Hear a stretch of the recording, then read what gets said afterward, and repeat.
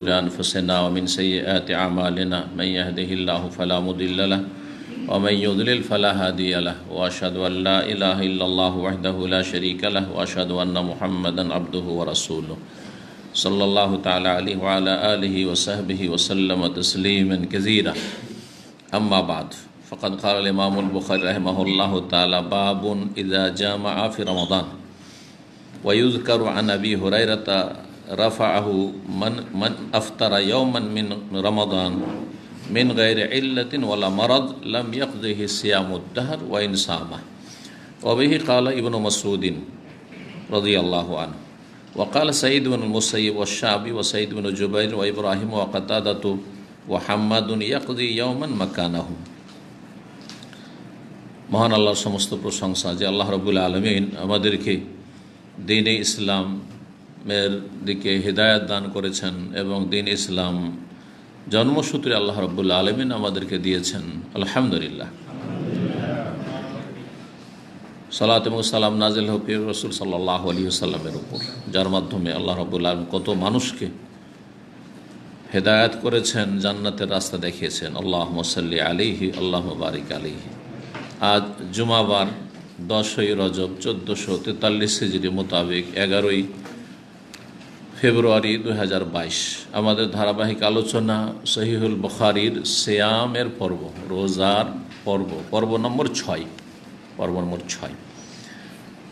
গত সপ্তাহে যেখানে থেমেছিলাম, শেষ অধ্যায়টি সময়ের অভাবে, যেহেতু বিভিন্ন কারণে আরও কিছু প্রোগ্রাম ছিল যেমনটা আপনাদের জানা আছে, যার ফলে সংক্ষেপ হয়ে গেছিল, অসম্পূর্ণ। তো সেটা আবার পুনরায় সংক্ষেপে বলে দিচ্ছি। তাতে ছিল নবী সাল্লাল্লাহু আলাইহি ওয়াসাল্লামের বাণী দিয়ে অধ্যায় কায়েম করেছেন ইমাম বুখারী রাহিমাহুল্লাহ। অধ্যায় নম্বর 28 বলছেন নবী সাল্লাল্লাহু আলাইহি ওয়াসাল্লাম, ইযা তাওয়াদ্দা, যখন কেউ ওযু করবে, ফালইয়াস্তানশিক বে মিন খারিহি আল মা, নাকে বাঁশিতে যেন পানি টানে, নাকে যেন পানি টানে। তো নাকে পানি দিয়ে নাকে পানি টানতে হবে ওযু করলে। এটাকে ইস্তেনশাক বলা হয়। প্রথম কাজ হচ্ছে ইস্তেনশাক, মানে পানি টানা দিয়ে। আর দ্বিতীয় কাজ হচ্ছে ইস্তেনসার, মানে যেটা টানলেন পরিষ্কার করে ফেলা, ঝেড়ে ফেলা, যাতে করে নাকে যে ময়লা আবর্জনা রয়েছে সেটা পরিষ্কার পরিচ্ছন্ন হয়ে যায়। নাকের মাসি দিয়ে পানি টানবে। ওয়ালাম ইউমাইয়াজ বাইনা সায়েমে ওয়া গায়রিহি, ইমাম বুখারী বলছেন যে রোজাদার আর অরোজাদারে কোনো পার্থক্য করেননি। নবী সাল্লাল্লাহু আলাইহি ওয়াসাল্লাম কথা বলেননি যে রোজা অবস্থায় এরকমটা করবেন না, নাকে পানি টানবেন না। তবে এতটা আছে আরেকটি হাদিসে, যে লাকিত ইবনে সাবরা রাদিয়াল্লাহু তাআলা আনহু বর্ণিত হাদিসটি সহিহ। তাতে বেশি টানতে নিষেধ করা হয়েছে। নাকে রোজা অবস্থায় পানি টানা নিষেধ নাই, টানবেন, কিন্তু খুব বেশি পরিমাণ না হয়, বাড়াবাড়ি না হয়, যাতে নাক দিয়ে ভেতরে খাদ্যনালীতে বা পেটে যেন পানি না চলে যাওয়ার সম্ভাবনা থাকে। ওয়াবালিগ ফিল ইস্তিনশাক, নাকে পানি টানাই বা নাকে পানি দেওয়াই তোমরা একটু বেশি করে দাও সাধারণ অবস্থায়। ইল্লা আন তাকুনা সায়মান, তবে যদি রোজাদার হও, যদি সিয়াম অবস্থায় থাকো, তো রোজা অবস্থায় খুব বেশি টানতে হবে না। তবে মধ্যম পন্থা অবলম্বন করতে, একেবারে টানবেন না, শুধু করে রেখে দিলেন, এটাও করবেন না। আবার এত বেশি টানবেন না যাতে সর্দি লেগে যায়। কিছু লোকেরা বাড়াবাড়িও করে উজু করতে গিয়ে। তারপরে কয়েকটি সালাফদের উক্তি নিয়ে এসেছেন বা আসার নিয়ে এসেছেন। ওয়াকাল আল হাসান, ইমাম হাসান বসরি রাহিমাহুল্লাহ বলেছেন, লা বাসা বিস-সাউত লিস-সাইম, রোজাদারের জন্য নাকের ওষুধ ব্যবহার করায় কোনো আপত্তি নেই। নাকের ওষুধ ব্যবহার করা, আজকাল যেগুলোকে ড্রপ বলা হচ্ছে, সাউত, আরবিতে সাউত, নাক দিয়ে যে কোনো ওষুধ দেওয়া হলে ওটার নাম সাউত। ইল্লাম ইয়াসিল ইলা হালকিহি, তবে শর্ত হচ্ছে রোজা অবস্থায় যদি হয় তাহলে এত বেশি করে দেবে না যে কণ্ঠনালীতে বা খাদ্যনালীতে নেমে যায়। জি, সে ড্রপটা যেটা ব্যবহার করবে নাক দিয়ে, তবে ব্যবহার করা যাবে। বা একটা হলো সুরমা লাগানো জায়েজ। এগুলো মাসলা গত সপ্তাহে আলোচনা হয়েছে আরেকটি অধ্যায়। ওয়াকাল আতা, ইমাম আতা মক্কি রাহিমাহুল্লাহ তাবেঈ, তিনি বলছেন ইন তামাদমাদা, যদি কেউ কুলি করে, সুম্মা আফরাগা মাফি ফিহি মিনাল মা, তারপরে মুখের ভিতরে যে পানি ছিল সেটা ফেলে দিল, কুলি করলো, ফেলে দিল। লায়াদুর রহু, তার কোনো ক্ষতি নেই। অবশিষ্ট যে পানি থেকে গেছে কুলি করার পরেও পানি ভিতরে কিছুটা তো আছে, সেই পানি থুথুর সাথে মিশলো আর তারপরে গিলে ফেললো, এতে কোনো অসুবিধা নেই। ইল্লাম ইয়াসদারিদ রিকাহু, আমাদের কাছে যে নুসখা সহিহ বুখারীর আছে যেটা ছাপা, সেটাতে ইল্লাম ইয়াজদারিদ, ইজদিরাদ বা ইয়াজদারিদ, ইজদারাদ ইয়াজদারিদ মানে হচ্ছে গিলা, ইয়াবতালি, গিলে নেওয়া।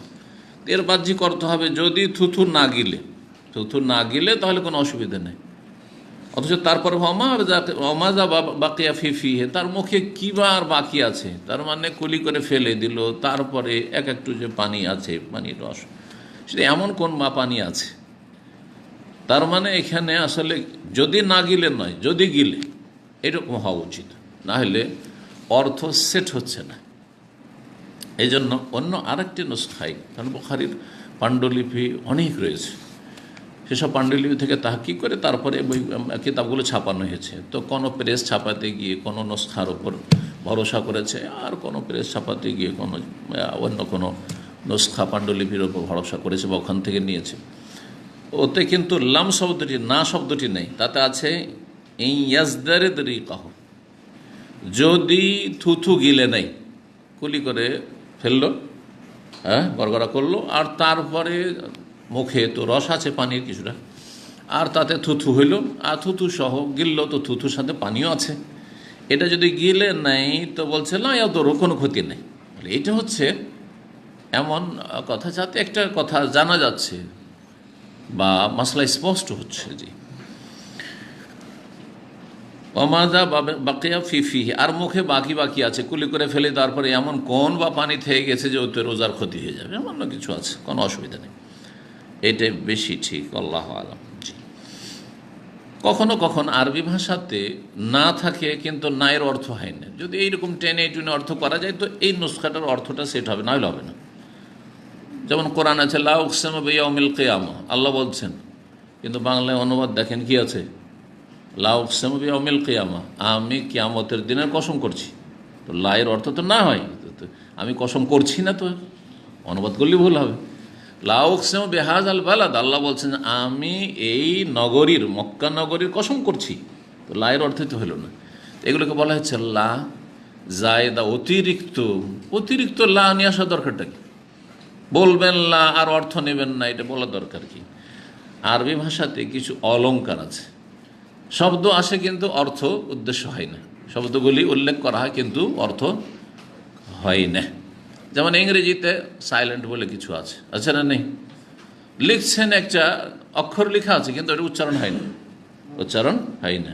ছুরির ইংলিশ কি, তো প্রথম এইটা কি আছে, কে বলছেন, উচ্চারণ করছে, করলে ভুল হবে। তো এইরকম আরবিতেও কখনো কখনো কোনো শব্দ এসেছে বা লা এসেছে কিন্তু লায়ের অর্থ হয় নাই, আল্লাহ তাআলা আলাম। আবার ভুল হইতে পারে, কাতেবের যে পাণ্ডুলিপি লিখেছে তার ভুলও হইতে পারে, সে সম্ভাবনা রয়েছে।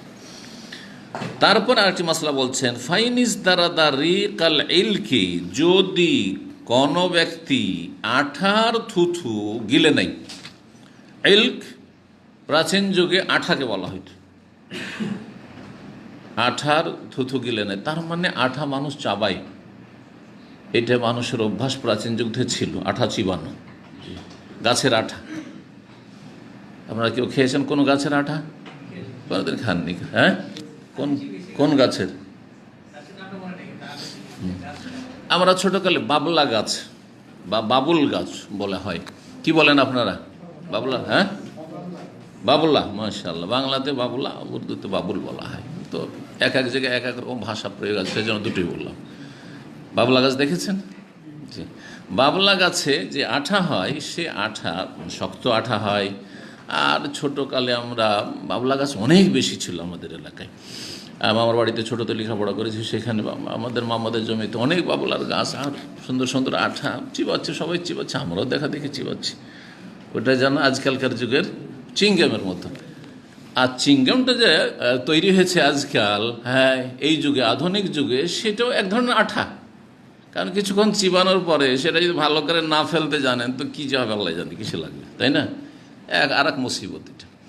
যারা এইসব অভ্যাস রাখে, হ্যাঁ, তারা কিন্তু আলহামদুলিল্লাহ এইসব অভ্যাস নেই আমাদের। তো ইলক মানে বর্তমানে বলা হচ্ছে চিংগামকে, কিন্তু আসলে সহিহ বুখারী তো প্রাচীন যুগের, যখন চিংগামের হদিস ছিল না, তাহলে এর মানে কি?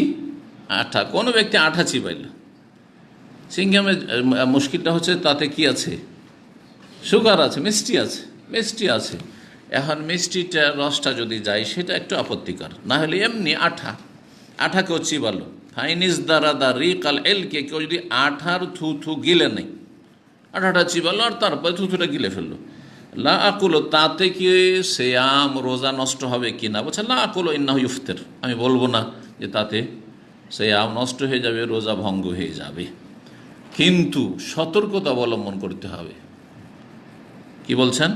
ওয়ালাকিন ইউনহান হো, বারণ করা হবে, নিষেধ করতে হবে। কেউ যদি রোজা অবস্থায় আঠা চিবায়, আর চিবার পরে আঠাটা ফেলে দিল, আর যে রসগুলো একটু আছে থুতুর সাথে মিশে সেটাকে গিলে ফেললো, এতে রোজা নষ্ট হবে না, কিন্তু এতে থেকে সতর্কতা অবলম্বন করা উচিত এবং নিষেধ করা উচিত যে এরকমটা করিও না, রোজার সুরক্ষা করো।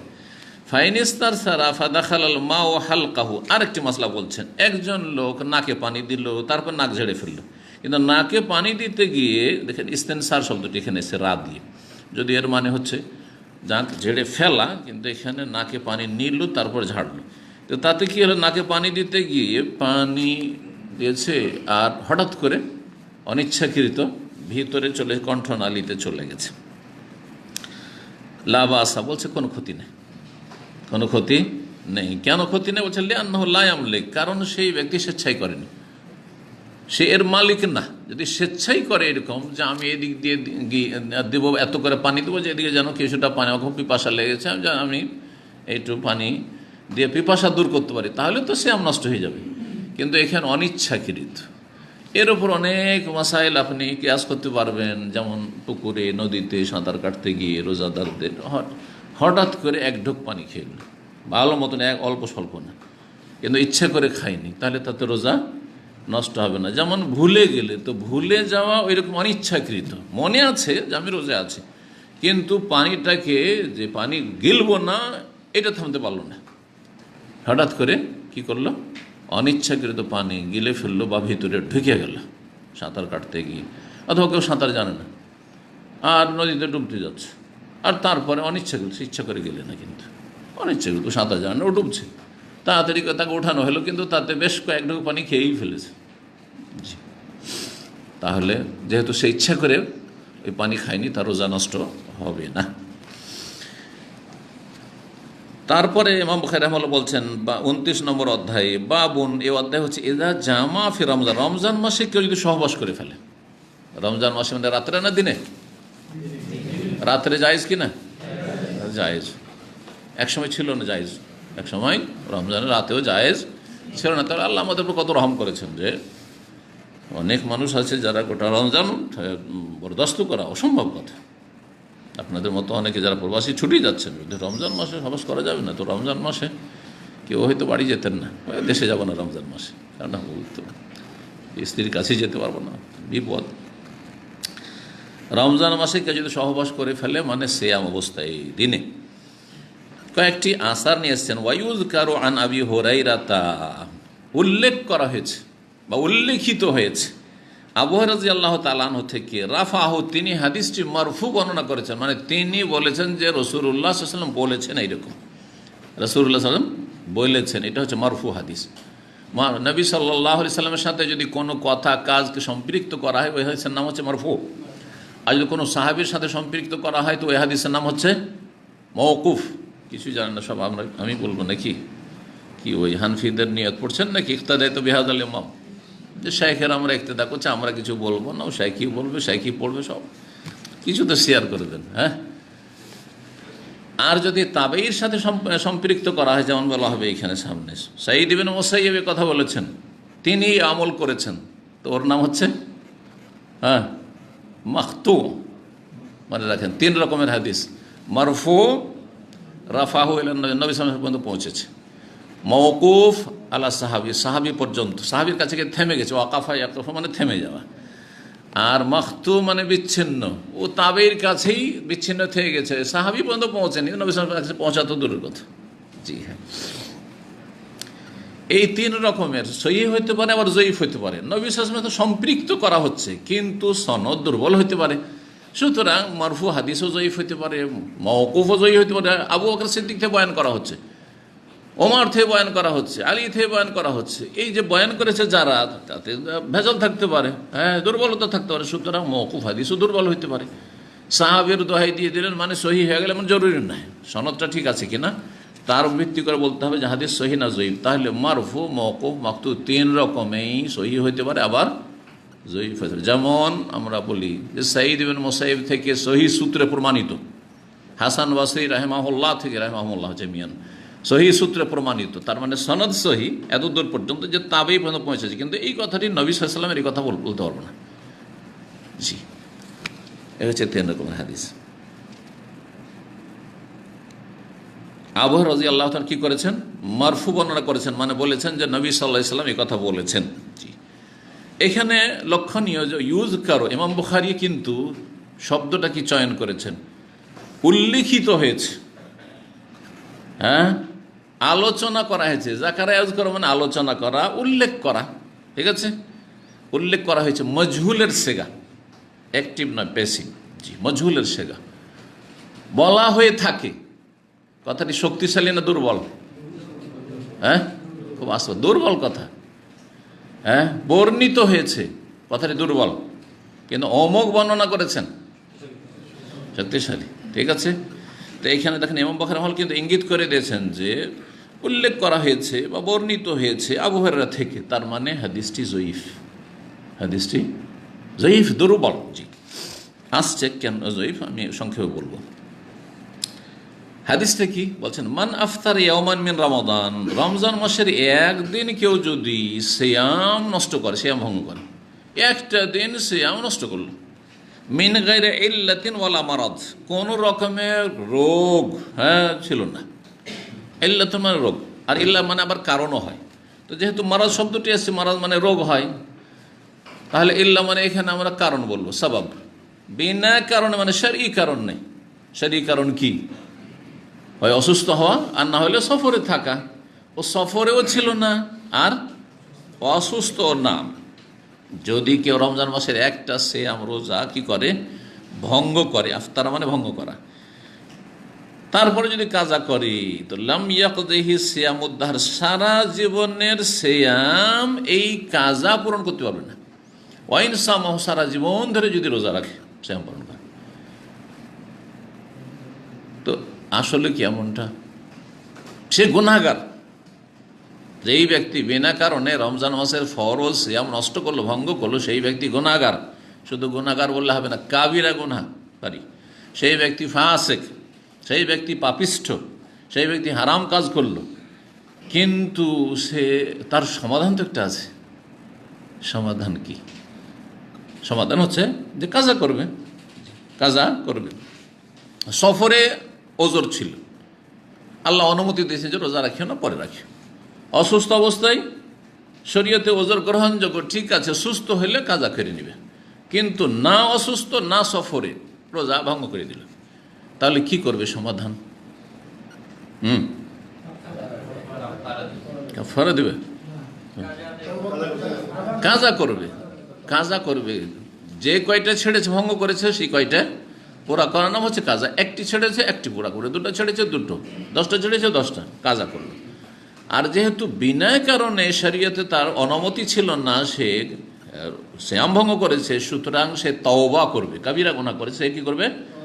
তওবা করবে, ইস্তিগফার করে, এর মাধ্যমে গুনাহ মাফ হয়। কাবিরা গুনাহ মাফ, কবিরা গুনাহের জন্য তওবা শর্ত, তওবা করবে। তো হয়ে গেল তাহলে তার কাজ। কিন্তু সারা জীবন সে রোজা যদি রাখে, তবু ওই নেকি পাবে না যে রমজান মাসে রোজাটা রাখতো, আর তাতে যে নেকিটা হইত। এই যে বলা হয়েছে, হাদিসটা জয়ীফ, হাদিস হচ্ছে জয়ীফ। কিন্তু এই দিক থেকে অর্থটা ঠিক আছে। কোন দিক থেকে? একটি লোক সুস্থ, কোনো ওজন নাই, সে রমজান মাসে সিয়াম পালন করল। আর একজন লোক সুস্থ, সফরে না, আর সে রমজান মাসের কোনো সিয়াম ছেড়ে দিল, আর পরে সে কাজা করলো, ভুল বুঝতে পারলো যে অন্যায় কাজ করেছি, সমান নেকি পেয়ে যাবে? কখনো সমান নেকি হবে না, আসমান জমিনের পার্থক্য হবে। সে গুনাহ করলো আর অন্য সময় কাজা করলো, এতে হইল কি, কোনো রকম করে তার দায়িত্বটা কাঁধ থেকে নেমে গেল। মানে তাকে আল্লাহ জিজ্ঞাসা করবেন যে ফরজ কেন রাখনি তুমি? কথা বোঝা গেছে? তওবা করেছে, আল্লাহ মাফ করে দিয়েছে, কাবিরা গুনাহ করেছিল, কিন্তু সমান নেকি পাবে যারা রমজানে রাখে তাদের? না, সমান ওঠেই পাবে না, সমান পাবে না। তো এই সেন্স থেকে, এইভাবে, এই দৃষ্টিভঙ্গি থেকে যদি অর্থ নেওয়া যায়, তাহলে হাদিসটার অর্থ ঠিক আছে। সারা জীবন রোজা রেখেও একটা লোক রমজান মাসে তার উপরে ফরজ ছিল, সে রোজা রেখেছে, আর একজন রোজা রাখেনি রমজান মাসে, অথচ তার কোনো ওজর ছিল না, সারা জীবন রেখে ওর সমান নেকি পাবে না। কিন্তু কাজা মানে তার দায়িত্ব পালনটা হয়ে গেছে, সুতরাং দায়িত্ব পালন অর্থ ধরলে হয়ে গেছে। আর এই হাদিস হচ্ছে জয়ীফ। এই হাদিসটি জয়ীফ হওয়ার তিনটি কারণ ওলামারা বর্ণনা করেছেন। হাদিস কিন্তু কয়েকটি হাদিসের কিতাবে রয়েছে, মুসনাদ আহমদে রয়েছে, আবু দাউদে রয়েছে, নাসাই, তিরমিজি, ইবনে মাজাহ রয়েছে। হাবিব বিন আবি সাবিত একজন বর্ণনাকারী, তার সম্পর্কে ইখতিলাফ রয়েছে। তারপরে একজন আবুল মুতাওয়াস বা ইবনুল মুতাওয়াস, মুতাওয়াসের বাপ না মুতাওয়াসের ছেলে, এই দুই রকম সনদে নাম রয়েছে। তারপরে সেই ব্যক্তি অজ্ঞাত, মজহুল, তার অবস্থা অজ্ঞাত। আর মজহুলের হাদিস জয়ীফ হয়, যে অজ্ঞাত পরিচয় ব্যক্তি, জানা না যে লোকটা ভালো না মন্দ, তাহলে তার হাদিস আসল হচ্ছে কি? জয়ীফ, দুর্বল। জি হ্যাঁ। আর তারপরে এই আবুল মুতাওয়াসের বাপ আবু হুরায়রা থেকে শুনেছেন কি শুনেননি, কারণ তিনি, তার বাপ বর্ণনা করেছেন আবু রাদিয়াল্লাহু তাআলা আনহু থেকে।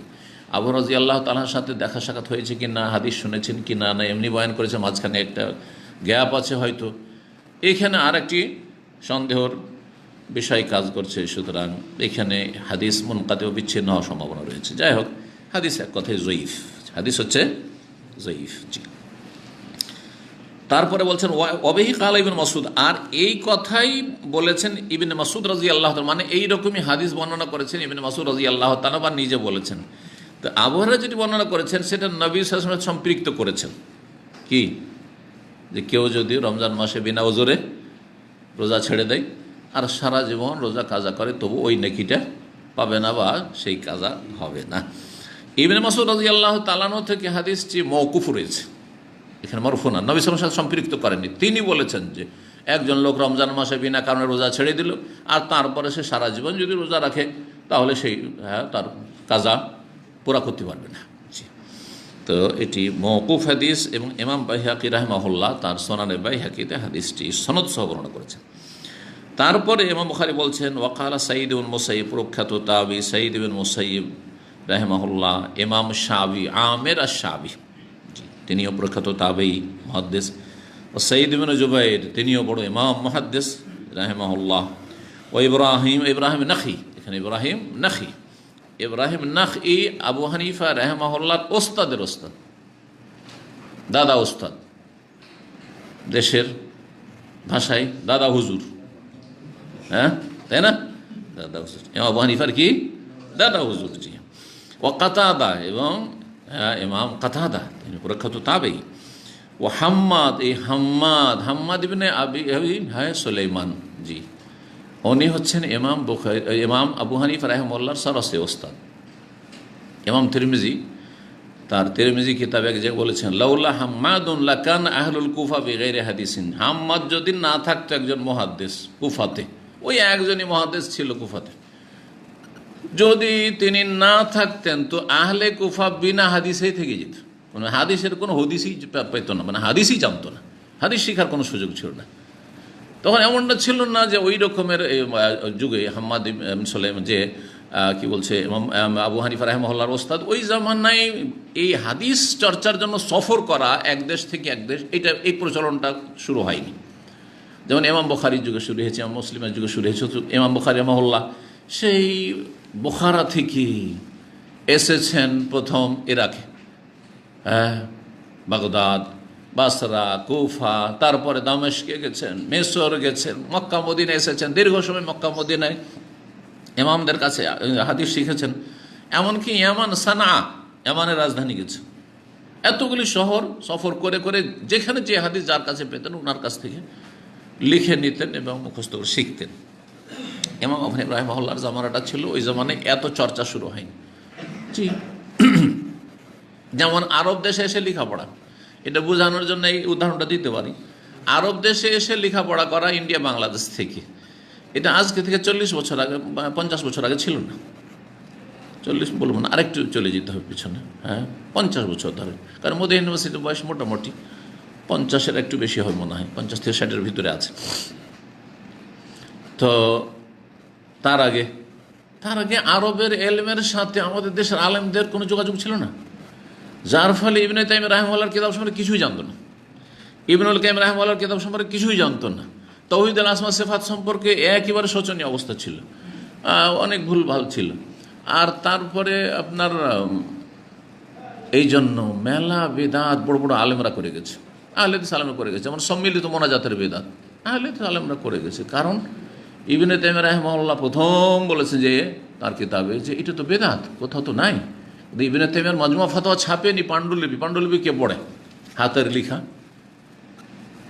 সৌদি আরব আলহামদুলিল্লাহ জাযাহুমুল্লাহ খায়ের, তার যে 37 খণ্ডে যে ফতোয়ার কিতাব রয়েছে সবগুলি ছাপালেন।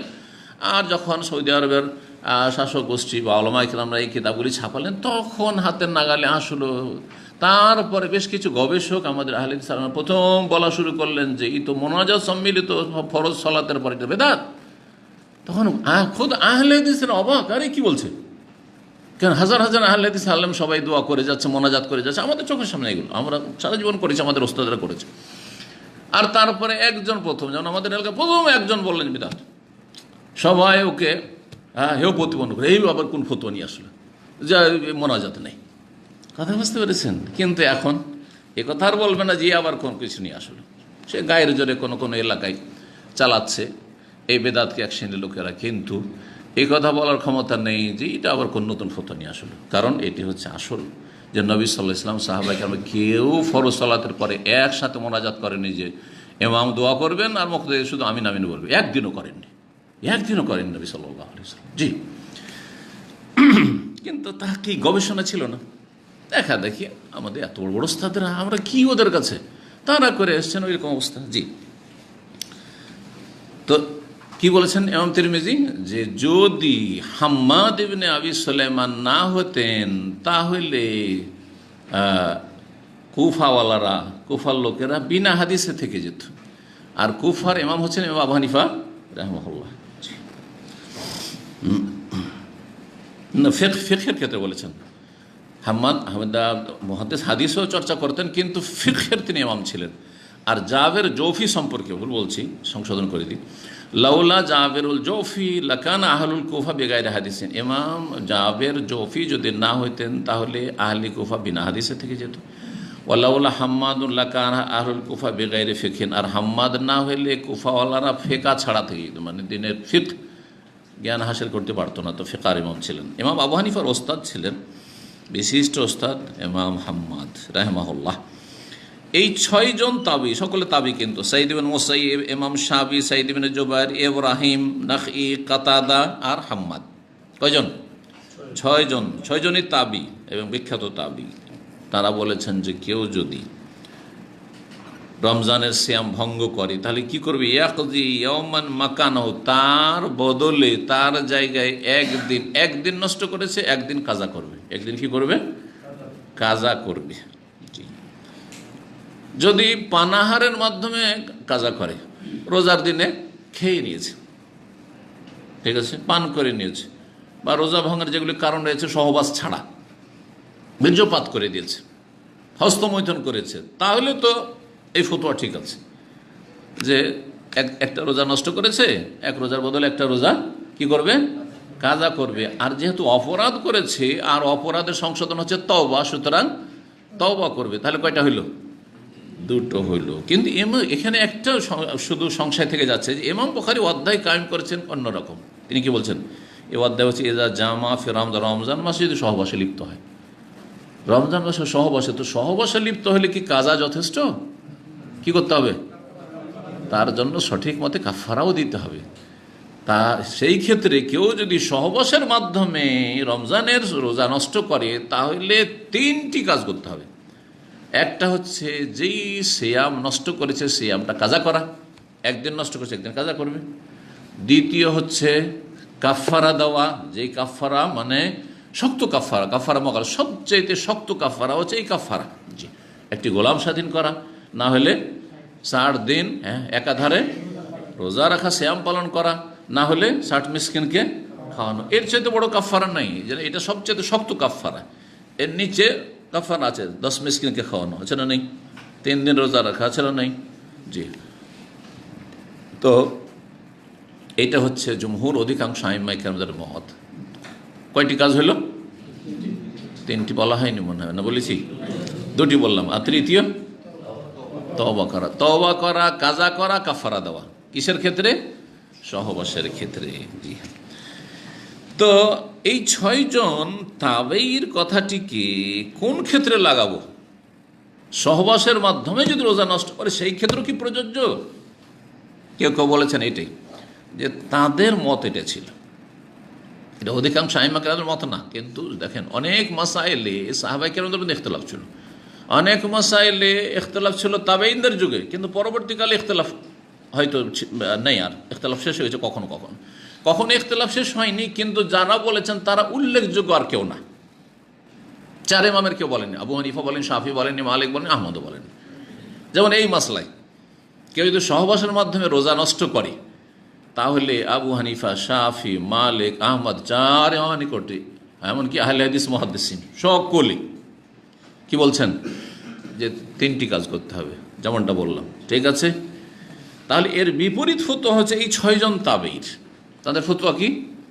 যে কাজা করে নেওয়া এবং গুনাহ করেছে তওবা করে নেওয়া, যথেষ্ট কাফারা নেই। তাহলে এটা হইতে পারে, কিন্তু অস্পষ্ট কথাটি এখানে, যে অস্পষ্ট কথাটি হতে পারে। কিন্তু যদি হয়, কারো মত হয়, যতই বড় ইমাম আর আলেম হোক না কেন, আর সেই মতটি যদি সহিহ হাদিসের খেলাফ হয়, তারপরে ধরে থাকতে হবে না ছেড়ে দিতে হবে? শুধু ছেড়ে দিতে হবে না ছেড়ে দেওয়া ফরজ? ছেড়ে দেওয়া ফরজ, ছেড়ে দেওয়া ফরজ। জি, কারণ আমাদেরকে ওহী মানতে হবে, আর ওহী হাদিস স্পষ্ট আসছে, লম্বা হাদিসগুলি আসছে। জি, দেখেন 1935 নম্বর হাদিস, আব্দুর রহমান বিন কাসেম তিনি বলেছেন তার ছাত্র ইয়াহিয়াকে মুহাম্মদ ইবনে জাফর বিন জুবাইর থেকে, ইবনে আওয়াম থেকে, তিনি আব্বাদ ইবনে আব্দুল্লাহ ইবনে জুবাইর থেকে, তিনি আয়েশা রাদিয়াল্লাহু তাআলা আনহা উম্মুল মুমিনিন থেকে শুনেছেন। তাকুল, তিনি ইন্না রাজুলান আতান নবী সাল্লাল্লাহু আলাইহি ওয়াসাল্লাম, জনৈক ব্যক্তি নবী সাল্লাল্লাহু আলাইহি ওয়াসাল্লামের কাছে আসলো, এসে বলল, ফাকালা ইন্নাহু ইহতারাক, সে জ্বলে গেছে। জ্বলে গেছে, জ্বলে গেছে মানে কি? বলছে যে আমি যদি অবস্থায় থেকে যদি আমি জাহান্নামে জ্বলে গেছি, শেষ, আমি জাহান্নামে, আমাকে জ্বলতে হবে। জ্বলে গেছে মানে জাহান্নামে যেতে হবে, জ্বলতে হবে, জাহান্নামের আগুনে যেতে হবে আমাকে। ইয়া রাসূলুল্লাহ, তাআলা মা লাকা, ইয়া রাসূলুল্লাহ আমি তো জ্বলে গেলাম। জি, কত ভয় আল্লাহর আযাবে, জাহান্নামের আগুনের ভয়। জি, যেন চোখের সামনে দেখছেন মানুষ, চোখের সামনে আগুনে যেমন জ্বলে, ঠিক ওই রকম মনে তাদেরকে গায়েবগুলি মনে হইতো, কিন্তু আমাদেরকে মনে হয় না, অনেক দূর, চোখের আড়ালে আখেরাত। হ্যাঁ, ইমানে কত দুর্বলতা আমাদের। জ্বলে গেছি আমি, শেষ। নবী সাল্লাল্লাহু আলাইহি ওয়াসাল্লাম বলছেন, মা লাকা, কি হয়েছে তোমার, কি ব্যাপার? বলছেন, আসাবতু আহলি ফি রমাদান, রমজান মাসের দিনে আমি আমার স্ত্রীর সাথে সহবাস করে নিয়েছি, মিলিত হয়ে গেছি। ফাউতিয়ান নবী সাল্লাল্লাহু আলাইহি ওয়াসাল্লাম, সংক্ষেপ করে দিলেন, নবী সাল্লাল্লাহু আলাইহি ওয়াসাল্লামের কাছে একটি ঝুড়ি নিয়ে আসা হলো। ঝুড়ি বলেন তো, তাই না? পাত্র, ঝুড়ি, যাতে 15 সা আসতো। যেই ঝুড়িটার নাম 1400 বছর আগে আরাক ছিল। যেমন একটা সা, একটা কাঠা, মুদ একটি কাঠা, রেতেল একটি কাঠা, কাঠাতে মাপা হইতো। খাদ্যদ্রব্য কাঠাতে মাপা হইতো ওই জামানে, এই দাঁড়ি পাল্লায় মাপা হইতো না, এই তো পরে শুরু হলো। আমরাও ছোটোকালে দেখেছি আমাদের বাড়িতে ধান টান উঠে আসতো, গম উঠে আসতো কিসে? আড়িতে, আড়িতে ধামাতো, ওগুলোতে মাপা হইতো। আর মা খালারা যে চাউল রান্না করতে দিত, তার একটা কাঠা থাকতো, বেতের কাঠা থাকতো, ওই কাঠা দিয়ে ভাবে দিত। জি, এখনও রান্নার ক্ষেত্রে ওই কাঠা চলে গেছে, কিন্তু টিনের ডাব্বা ডুব্বি ব্যবহার করছে, অথবা গ্লাস ব্যবহার করছে, কিন্তু মানে ওজন করে না যে এই কত কিলো দিলাম, এটা এখনও করে না। মিকতাল ওই হচ্ছে ঝুড়ি, ইউদ আল আরাক, যেটাকে আরাক বলা হইতো। এই আরাকে কত আসতো বলছে 15 সা আনুমানিক আসতো, কেউ 16 সা বলেছেন। 15 সা মানে 3 15 45, তাহলে মোটামুটি 45 কেজি যদি 3 কিলো করে হয়, এটা সতর্কতামূলক ওজন। কেউ কেউ 2.5 কিলো বলেছেন, হ্যাঁ, কেউ এর কমও বলেছেন। তো যেটা নবী সাল্লাল্লাহু আলাইহি ওয়াসাল্লামের সা, মদিনার সা, সেটা 2.5 কেজি যদি ধরেন তাহলে 15 কত হবে? 15 দুগুণে 30 আর 15 অর্ধেক 7.5, তাহলে 37.5, 37.5 থেকে 45 কেজি খেজুর ওতে আসতো। নিয়ে আসা হলো নবী সাল্লাল্লাহু আলাইহি ওয়াসাল্লামের কাছে। তারপরে জিজ্ঞেস করছেন আইনাল মুহতারিক, অগ্নিদগ্ধ ব্যক্তি কোথায়? মুহতারিক যে জ্বলে গেছে বলছে নিজেকে, যেহেতু নিজেকে বলেছে ইয়া রাসূল আমি তো জ্বলে গেলাম, শেষ, আমি জাহান্নামে জ্বলে গেলাম, জাহান্নামের আগুনে। তখন নবী ওই নাম ধরেই ডাকলেন, ওই নাম ধরেই ডাকলেন, আইনাল মুহতারিক, ওই জ্বলন্ত ব্যক্তি যে আগুনে জ্বলে গেছে বলছে, ও কোথায়? চোখের আড়াল হয়ে গেছে, লোকজন ভিড় ভাড়াচ্ছে। কালা, তখন ওই লোক বলে উঠলো, আনা ইয়া রাসূল, আমি, এই যে আমি। কালা তাসাদ্দাক বিহাজা, যাও এটা নিয়ে যাও, সাদকা করে দাও। কাফারা ও দেবে, নবী সাল্লাল্লাহু আলাইহি ওয়াসাল্লাম কেন দিচ্ছেন? তাহলে ঘটনা সংক্ষেপ করে দেওয়া হয়েছে। এই হাদিসটা একেবারে সংক্ষেপে বোঝা গেছে। চলেন লম্বা হাদিস দেখেন। 30 নম্বর অধ্যায় বলছেন, বাবুন, এই অধ্যায় হচ্ছে ইজা জামা ফি রমজান, রমজান মাসে কেউ যদি সহবাস করে ফেলে, ওয়ালাম ইয়াকুন লাহু শাইউন, তার কাছে কিছুই নেই, ফাতুসাদ্দিক আলাইহি, কিছুই নেই, কাফারা দিবে। তো এখন কিছু যখন নেই, তো তাকে সাদকা দেওয়া হইল। গরিব মানুষ, তাকে কেউ সাদকা দিল, দান খায়রাত করলো, ফালিও কাফের, ওই সাদকা দিয়ে কাফারা দিয়ে দিক, সাদকা দিয়ে কি করুক? কাফারা দিয়ে দিক। জি হ্যাঁ। 1936 নম্বর হাদিস, আবু হুরায়রা রাদিয়াল্লাহু তাআলা বর্ণিত, বলছেন, বাইনা নাহনু জুলুসুন ইনদান নবী সাল্লাল্লাহু আলাইহি ওয়াসাল্লাম, আমরা এক সময় নবী সাল্লাল্লাহু আলাইহি ওয়াসাল্লামের কাছে বসেছিলাম।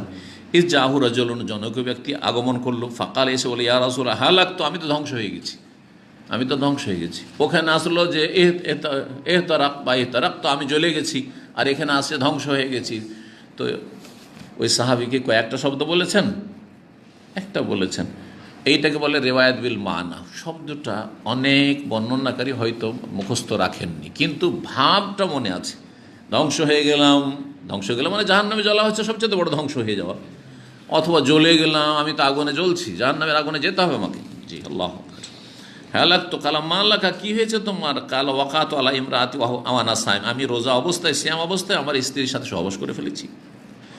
ফাকাল রাসূলুল্লাহ সাল্লাল্লাহু আলাইহি ওয়াসাল্লাম, বলেন, হাল তাজিদু রাকাবাতা তুতিকুহা, তোমার কাছে কি কোনো দাস দাসী আছে? তুতিকুহা, যেটিকে তুমি স্বাধীন করবে, আজাদ করবে। ওই যুগে দাস দাসীর যুগ ছিল, সেই জন্য, এখন নেই, তো এটা এমনি অফ। কালালা, না, নাই। গরিব মানুষ কোথায় দাস দাসী পাবে? দাস দাসী থাকতো ধনীদের বাড়িতে, সচ্ছলদের। আর গরিব যদি কোথাও পেয়ে যাও জেহাদ করে, তাহলে অভাব দূর করার জন্য বিক্রি করে দিত। ঈদের পেটে খেতে নেই, আর দাস দাসী রাখবে? ও তো বিক্রি করে দিত, থাকতো না সেই জন্য। কালা ফাহাল তাস্তাতান তাসুমা শাহরাইন মুতাতাবাইন, তুমি কি পারবে একাধারে 2 মাস সিয়াম পালন করতে? 60 দিন রোজা রাখতে হবে তোমাকে 2 মাস। সেটা চাঁদের মাস হিসাবে 60ও হইতে পারে, আবার 29ও হতে পারে, এইভাবে। কালাল্লাহ, না না না, পারবো না, ওটাও পারবো না। কালা ফাহাল তা, যদি ইতাম সিত্তিনা মিসকিনান, তাহলে 3 নম্বরে কি বললেন? তুমি কি 60 মিসকিনকে খাওয়াতে পারবে? 60 মিসকিন অন্নদান করতে পারবে? কালাল্লাহ, ওটাও পারবো না, একেবারে গরিব।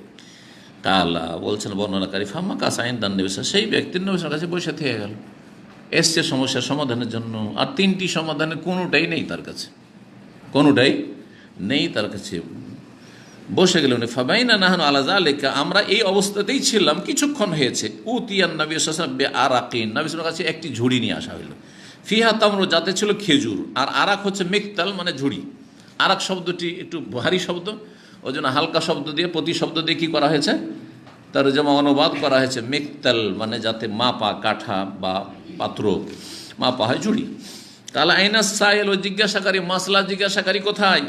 কালা আনা, আমি, ইয়া রাসূলুল্লাহ। কালা খুয হাযা, যাও এটা নিয়ে যাও, এই যে ঝুড়িতে খেজুরটি আছে, ফাতাসাদ্দাক, এটি দান খায়রাত করে দাও গরিব মিসকিনকে। ফাকাল আর রাজুল, তখন ওই ব্যক্তি বলল, আলা আফকারা মিন্নি ইয়া রাসূলুল্লাহ, আমার চাইতো বেশি গরিব দরিদ্র কেউ আছে যাকে দান করব? মদিনায় তো আমার চাইতে গরিব একটাও লোক নেই, আমি খুঁজে পাবো না যে আমার চাইতে গরিব কেউ আছে। বাড়িতে কিছুই নেই বেচারা মিসকিন। আল্লাহ আল্লাহ, এত অসহায়। বলছে, আল্লাহ আফকার মিনি ইয়া রাসূলুল্লাহ, ওয়াল্লাহি, আল্লাহর কসম করে বলছি, মা বাইনা লাবাতাইহা, মদিনার 2 হাররার মাঝে, কারণ হাররা নামে এখনও পরিচিত, সেই জন্য হাররা দিয়ে আগে তর্জমা করি, তারপরে হাররা মানে কি পরে বলছি।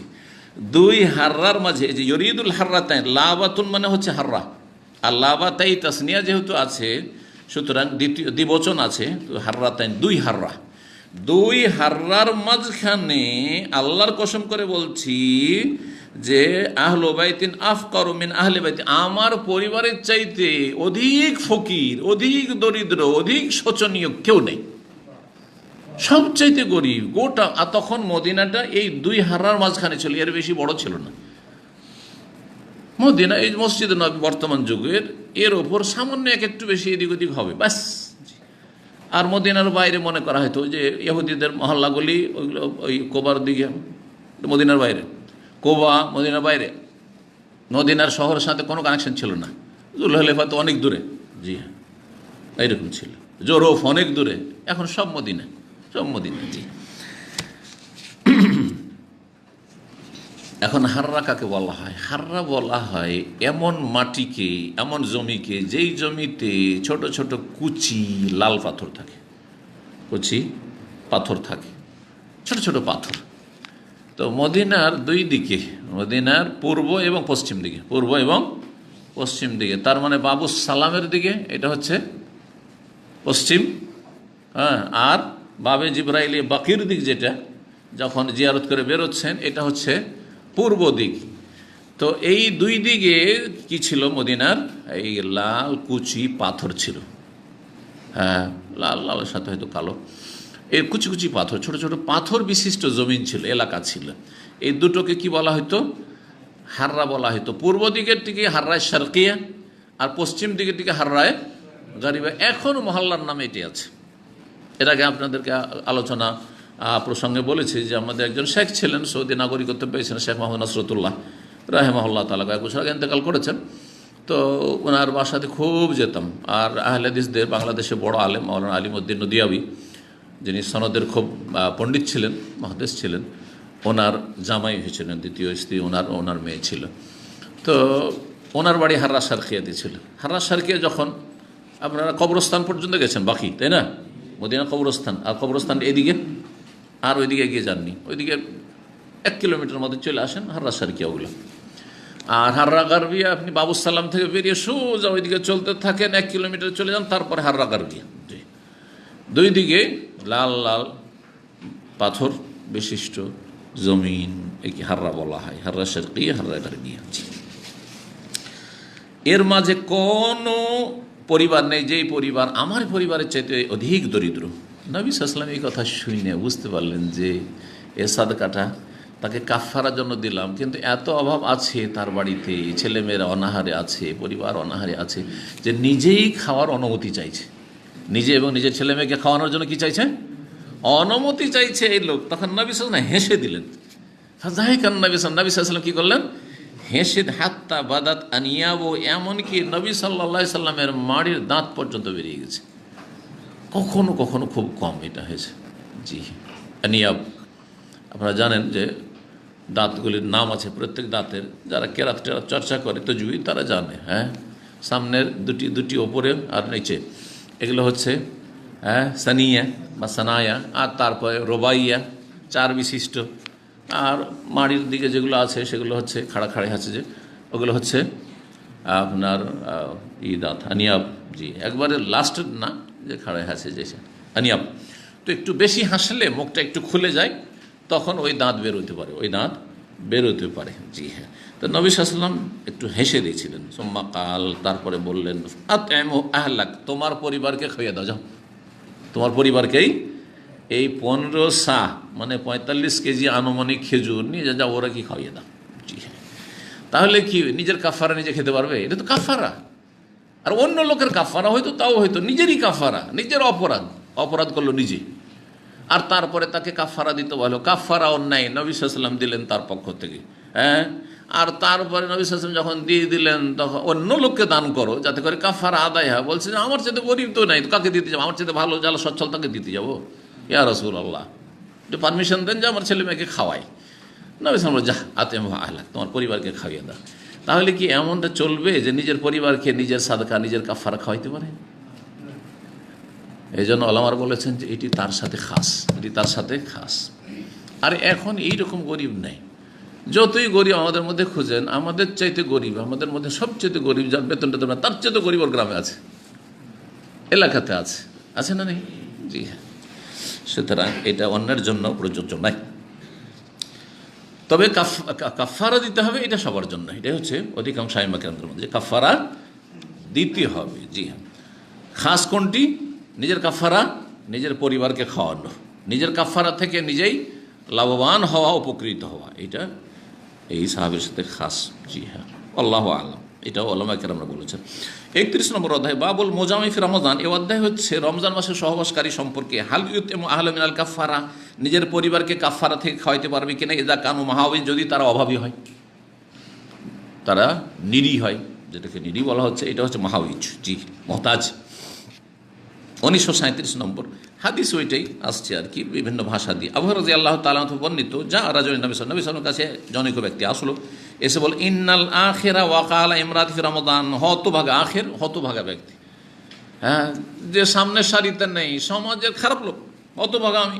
জি, আউয়ালের বিপরীত আখির। হতভাগা, এই হতভাগা আমরা অনেকে বলি না, এই হতভাগার কথা আর বলিয়েন না। তো এই হতভাগা তার স্ত্রীর সাথে সহবাস করে ফেলেছে রমজান মাসের দিনে। কালা, বললেন নবী সাল্লাল্লাহু আলাইহি ওয়াসাল্লাম, আতাজিদু মা তুহার রাকাবা, একটি গোলাম আজাদ করতে পারবে? হয় গোলাম আছে, না গোলাম কেনার পয়সা আছে, তাও নেই। কাল্লা না। কালা ফাতাস্তান তাসুমা শাহরাইনি মুতাতাবিআইন, একাধারে 2 মাস সিয়াম পালন করতে পারবে? কাল্লা, তা পারবো না। কালা ফাতাজিদু মা তুতিমু বিহি সিত্তিনা মিসকিনান, তুমি কি 60 মিসকিনকে খাবার খাওয়াইতে পারবে? কাল্লা, তাও পারবো না। কালা ফাউতিয়ান নবী সাল্লাল্লাহু আরাকিন ফিহি তামর, নবী সাল্লাল্লাহু আলাইহি কাছে সেই সময় কিছুক্ষণ হয়েছে, ওই মজলিসে ওই লোক বসে আছেন, নবী সাল্লাল্লাহু বসে আছেন, ওখানে উঠেননি, আর একটা বড় ঝুড়িতে খেজুর নিয়ে আসা হইল। এই আরাক হচ্ছে জাবিল, মানে ওই ঝুড়ি। তারপরে বললেন নবী সাল্লাল্লাহু আলাইহি ওয়াসাল্লাম, আতএম হাযা আনকা, তোমার পক্ষ থেকে এইটা গরিবদেরকে খাওয়িয়ে দাও, তোমার পক্ষ থেকে, মানে তোমার কাফারা হিসাবে। কালা আল্লাহ আহওয়াজ মিন্না, আমার চাইতে বেশি অভাবীর ওপর, আমার চাইতে অভাবী আর কোথায় আছে। মা বাইনা লাওয়াতাইহা আহলু বাইতিন আহওয়াজ মিন্না, এই মদিনার 2 পাথর বিশিষ্ট ভূমির মাঝে, অর্থাৎ মদিনাবাসী, এতটুকু যেহেতু মদিনার বাসিন্দাদের এলাকা ছিল, ঘরবাড়ি ছিল, তো এর মধ্যে কোনো পরিবার আমার পরিবারের চাইতে বেশি অভাবী নেই। নবী সাল্লাল্লাহু আলাইহি ওয়াসাল্লাম বললেন, ফাতিমা আহলাক, তাহলে তোমার পরিবারকে তুমি খাইয়ে দাও, যা, তোমার পরিবারকে তুমি খাইয়ে দাও। 32 নম্বর অধ্যায়, বাবুল হেজামাতে ওয়াল কাইলিস সাইম, রোজাদারের সিঙ্গা লাগানো, রোজা অবস্থায়, সিয়াম অবস্থায় সিঙ্গা লাগাতে পারবে কিনা, গুরুত্বপূর্ণ একটা মশলা। দ্বিতীয় মশলা, রোজা অবস্থায়, সিয়াম অবস্থায় যদি সিয়াম পালনকারীর বমি হয়ে যায় তাহলে কি হবে? হ্যাঁ, সিয়াম অবস্থায় যদি বমি হয়ে যায়, থাকবে না, হবে না? রোজা হবে না, হবে না? অনিচ্ছাকৃত যদি বমি হয়ে যায়, না বলেছি, তার মানে অনিচ্ছাকৃত বমি করে দেয়, তাহলে তো রোজা নষ্ট হয়ে যাবে, হাদিস রয়েছে। কিন্তু বমি হয়ে গেল, পেট খারাপ, আর মাথাটা চক্কর দিয়ে উঠলো, আর বমি হয়ে গেল, তাহলে রোজা নষ্ট হবে? কিন্তু হানাফি মযহাবে রোজা নষ্ট হয়ে যাবে। তাহলে হানাফি মযহাবের ফতোয়া ঠিক নয়, এই কথাই ইমাম বুখারী রাহিমাহুল্লাহ এখানে হাদিস নিয়ে এসে বা এই আসারগুলি নিয়ে এসে দেখাতে চেয়েছেন। মশলা আর একটি, সেটা হচ্ছে যে রোজা অবস্থায় কি সিঙ্গা লাগানো যাবে? সিঙ্গা বুঝেন না? বুঝেন না? এখন হেজামা বলছে, মাশাআল্লাহ, আরবি বলতে শিখেছে আজকাল লোকেরা। আর হেজামা আর রুকিয়ে আজকাল এক শ্রেণীর লোকদের ব্যবসায় পরিণত হয়েছে, মানুষের উপকার করার উদ্দেশ্য না, বড় বড় অঙ্কের পয়সা নিচ্ছে, রুকিয়া করে 3,000, 5,000, 10,000 টাকা নিচ্ছে। অবাক হয়ে যাবেন আপনি, ধর্ম ব্যবসা শুরু করে দিয়েছে। যেমন জলসা করে, মাহফিল করে 50,000 টাকা নিব, এই ধর্ম ব্যবসা এক শ্রেণীর লোকেরা শুরু করেছে। আর এই ধর্ম ব্যবসা না করলে দিতেও চায় না। আমাদের কিছু ভাইয়েরা মুখলেস মানুষ, তারা কিছু চাইবে না, জান, যেহেতু কিছু চাইবে না, তো রাস্তা খরচটা কোন রকম করে দেয়, 5,000 দিয়ে বিয়ে দেয় 10,000। আর ওর চাইতে অযোগ্য কিন্তু একটু ফেমাস হয়ে গেছে, বক্তা, আলেমও না, তার ডিমান্ড আছে 30,000-এর নিচে যাব না, 40,000, 50,000 নিচে যাব না, ও ঠিকই দিবে।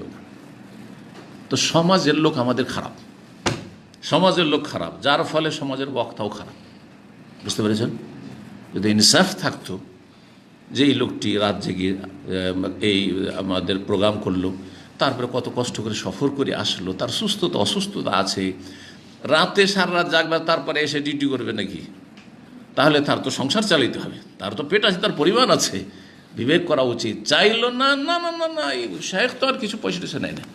বরং যারা পয়সায় নেয়, আর যদি সৌদি আরব থেকে যায়, আমাদের ভাইরা অনেকে সৌদি আরব থেকে দেশে যান, মনে করে যে সৌদি আরব থেকে কত টাকা যে নিয়ে এসছে, কারণ ওখানে তো টাকার গাছ আছে, সুতরাং ও টাকা আরও দিবে, আমাদের মাহফিলে টাকা শেখ আরও দান করবে। কথা বুঝতে পেরেছেন? জি হ্যাঁ। ওই জন্য এক বক্তা ছিল, হানাফি দেওবন্দি বক্তা, গোলাম আহমদ মর্তুজা, অনেকে হয়তো তার ইতিহাসের ওপর সে মানে স্পেশালিস্ট। তো উনি বড় চালাকি করে ফিস বেঁধে দিয়েছিলেন, কি যে ঠিক আছে আমি আমার সংসারে লাগাবো না, কিন্তু আমার মাদ্রাসা চলছে, এই মাদ্রাসার চেক দিচ্ছি, আমি এত টাকার নিচে তোমাদের প্রোগ্রাম আসবো না। কথা বোঝা গেছে? তো যেসব বক্তাদের বা যেসব আলেমদের মাদ্রাসা আছে, এটা একটা হিল্লা যেটা দেওবন্দি এই বক্তা থেকে শিখা, যে ঠিক আছে আমি আমার সংসার জন্য লাগাবো না, কিন্তু ঠিক আছে আমার ইসলামিক সেন্টার আছে, ঠিক আছে তুমি আমাকে নিয়ে যাবে 50,000 টাকা, ইয়াল্লা চেক রেখে দিলাম, না রসিদ দিয়ে দিলাম।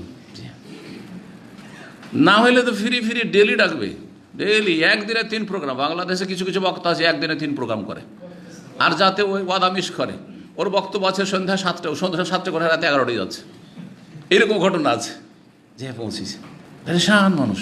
জি, যাই হোক, দোষ উভয় পক্ষ থেকে রয়েছে, জনগণের দোষ রয়েছে, আর যারা পেশাদার বক্তা তাদের দোষ রয়েছে। আল্লাহ সবাইকে সংশোধনের তৌফিক দান করেন। হেজামা আর রুকিয়া দুঃখজনক, আমাদের কাছে এরকম কমপ্লেনগুলো আসে, শেখ গরিব মানুষ, 2বার গেছি, একবারে 3,000 4,000 টাকা, কোথায় পাবো টাকা? 7-8 হাজার দিয়েছি, আর দিতে পারি না, আর রুকিয়া করে না। কোথায় আছে এটা? যেভাবে আপনি ধর্ম ব্যবসা শুরু করে দেবেন। জি,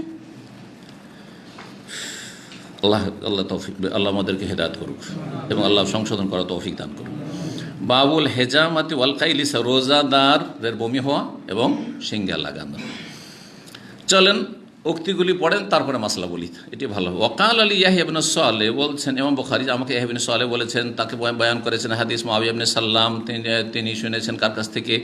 ইয়াহিয়া থেকে, ইয়াহিয়া ওমর বিন হাকাম থেকে, তিনি আবু হুরায়রা রাদিয়াল্লাহু তাআলা থেকে শুনেছেন। ইযা কা ফালা ইফতির, যদি কারো বমি হয়ে যায় তাহলে রোজা ভঙ্গ হবে না, বমি হলে রোজা নষ্ট হবে না, এটি হচ্ছে সঠিক। জি, হানাফি ফতোয়াতে মুখ ভরে যদি বমি হয়, হ্যাঁ বেশি বমি হয়ে যায়, তার রোজা নষ্ট হবে। জি, ইন্নামা ইউখরিজ ওয়ালা ইউলিজ, কারণ বমি হলে তো ও বের করে দিচ্ছে পেট থেকে, ও তো ঢুকাই না, আর রোজা নষ্ট হবে কিসে?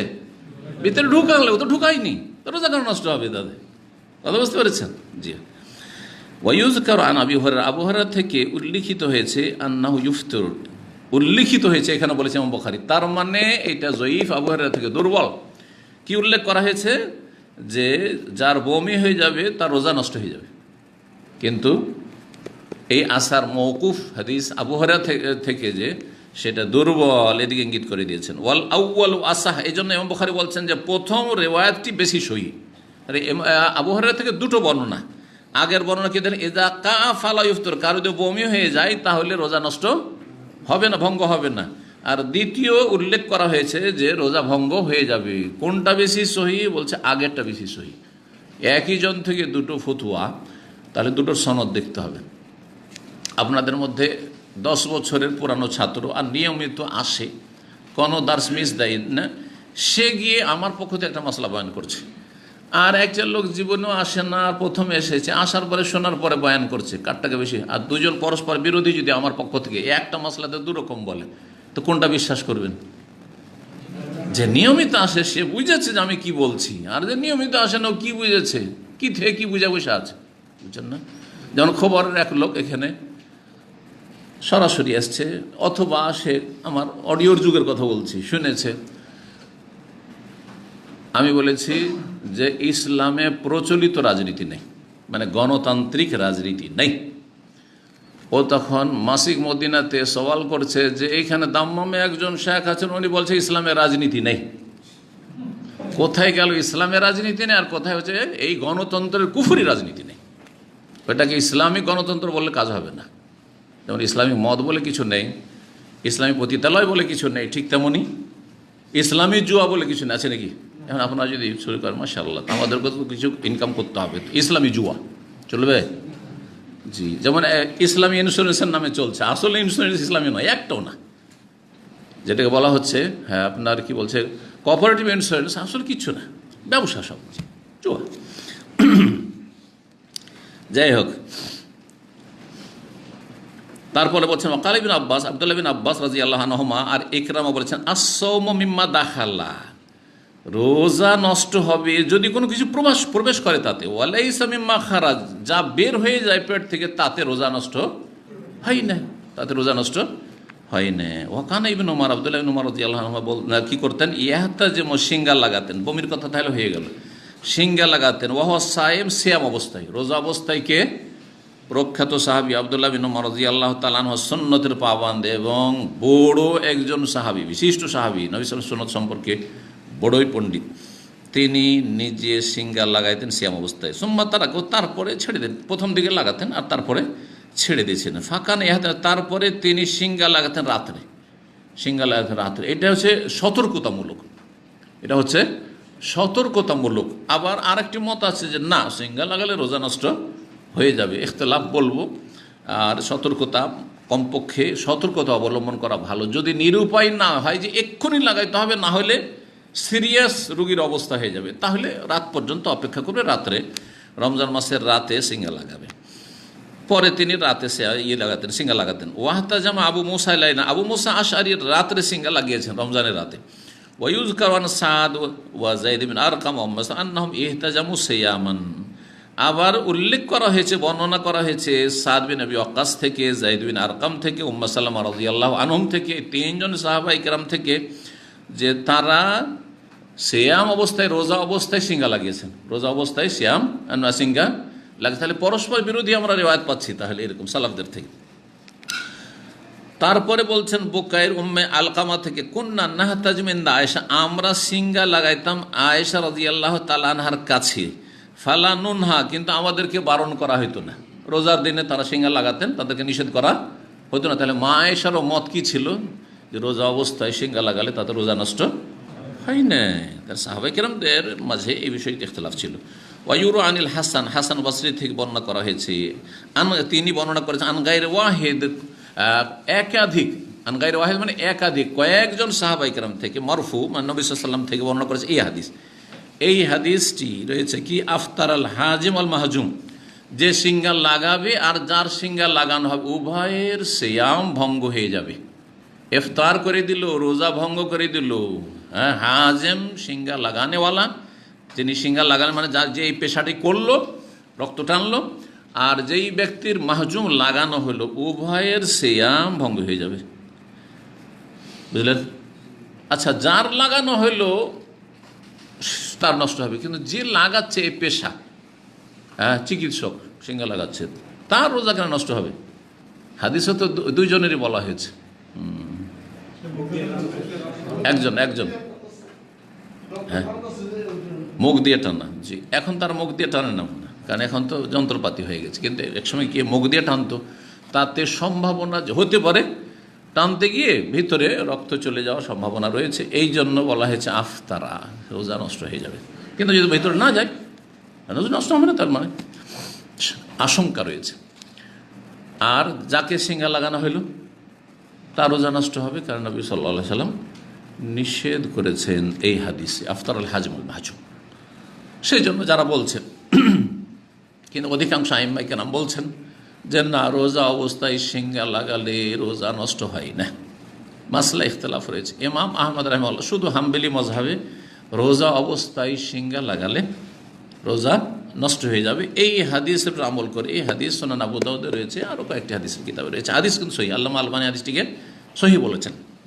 কিন্তু সহিহ বুখারীতে হাদিস আছে নবী সাল্লাল্লাহু আলাইহি ওয়াসাল্লাম স্বয়ং রোজা অবস্থায়, সিয়াম অবস্থায় সিঙ্গা লাগিয়েছেন। এখন কি করে পরস্পর বিরোধী হাদিস, সামনে হাদিস আসছে। জি, বুখারীর হাদিস হচ্ছে দলিল কার? ইমাম শাফির, ইমাম মালিকের, ইমাম আবু হানিফার, তিন ইমামের, যে নবী সাল্লাল্লাহু আলাইহি ওয়াসাল্লাম লাগিয়েছেন। বুখারীর হাদিস, বুখারীর হাদিস বেশি সহিহ আবু দাউদের হাদিসের তুলনায়, নাসাইর হাদিসের তুলনায়। জি, তো এই জন্য তারা এটা বলেছেন। জি, ওয়াকাল আইয়াস হাদাসানা আব্দুল্লাহ কালা হাদাসানা ইউনুস আল হাসান মিসলাহু, এরকম বর্ণনা করেছেন। তাহলে আইন নবী সাল্লাল্লাহু আলাইহি ওয়াসাল্লাম কালার নাম, হ্যাঁ নবী সাল্লাল্লাহু আলাইহি ওয়াসাল্লাম থেকে বর্ণনা করেছেন আফতার আল হাজম আল মাহজুম, যে সিঙ্গা লাগাবে, যার লাগানো হবে, উভয়ে কি করে দেবে, উভয়ের সিয়াম নষ্ট হয়ে যাবে। জি।